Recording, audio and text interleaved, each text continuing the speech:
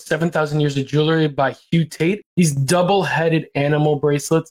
That just reminds me of Cartier. David Webb made some incredible versions. This was done 2,500 years ago, and it's fantastically rich. Hello, I'm so excited today to review this book, 7,000 Years of Jewelry by Hugh Tate. It was done in 1986, and there was a 1976 exhibition at the British Museum on jewelry. And this book is an incredible exposition of the collection of the British Museum. And I want to jump into some of my favorite parts right away. My name is Sergio Andres with Elegance Found. Let's jump right in. So for me, a historical collection of jewelry, the most important part for a jewelry designer is actually the pieces that give inspiration. These double-headed bangles. This is from the 5th to 4th century BC. These double-headed animal bracelets.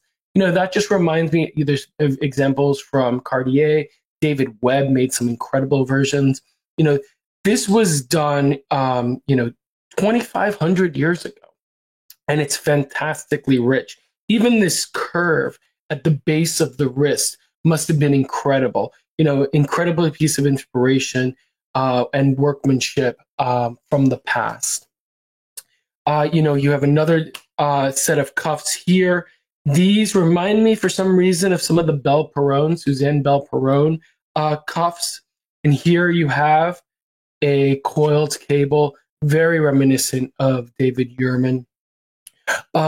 Here we have some fancy pieces where you have a swan with a crown collar. Really interesting.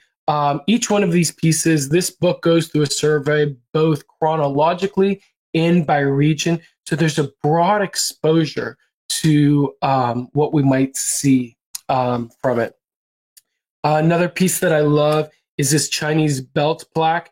It reminds me a lot of the cigarette cases that were really popular, also made by Verdura, Belle Perron, Paul Flato. Just this golden era of cigarette boxes, this incredible decoration of fruit with a climbing plant. They almost look like eggplants to me. Incredible. These are Chinese from the 14th century. And the last one that I want to show is another piece, almost Byzantine, but this is actually Chinese. So you see these multicolored open work settings, and then there's actually holes that have been punched through the gold, and you see these amazing dragons. This could be a model for a cigarette case, a plaque, but it continues to inspire today. There were some amazing Boucheron compacts from the 1920s and 30s that remind me a lot of this. The book shows the wonders of the British Museum's collection. It does so chronologically. There's a special section on amulets and rings. This is really a book if anybody that's gone to the British Museum and loves their jewelry and wants to see some of their collection in a book. And also anybody that's interested in the history of jewelry. And if you're a jewelry designer, this is a great way to find inspiration for your pieces.